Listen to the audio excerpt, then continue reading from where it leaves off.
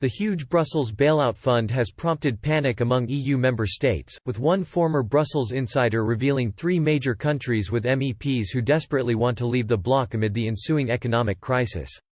The massive Brussels bailout demands in the wake of the coronavirus crisis has sparked panic among member states.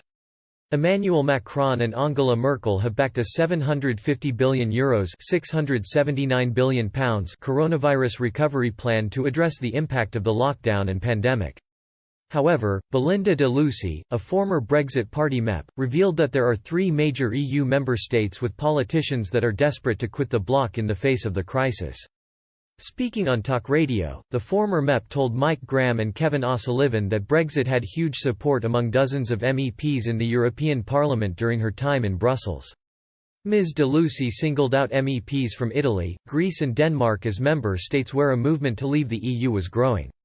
She said that MEPs from these 3 countries were constantly asking how Brexiteers managed to get out of the bloc, as they plotted their own departure.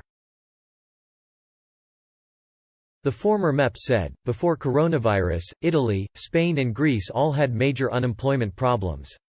She continued, now with the horrific effects of the coronavirus, many will really struggle, and I am just glad the UK is out of the EU bailout fund, which will be horrendous. We showed the way. I hope this crisis reforms the EU. I hope the EU realises it needs to take a step back. When we were in Parliament, there was a huge amount of support for Brexit. MEPs from Italy, Greece, Denmark were constantly asking us questions. There were groups wanting to know how we did it. Kevin O'Sullivan remarked, the EU has had a terrible coronavirus. It has proved itself to be absolutely useless in the biggest global crisis Europe has faced since the Second World War.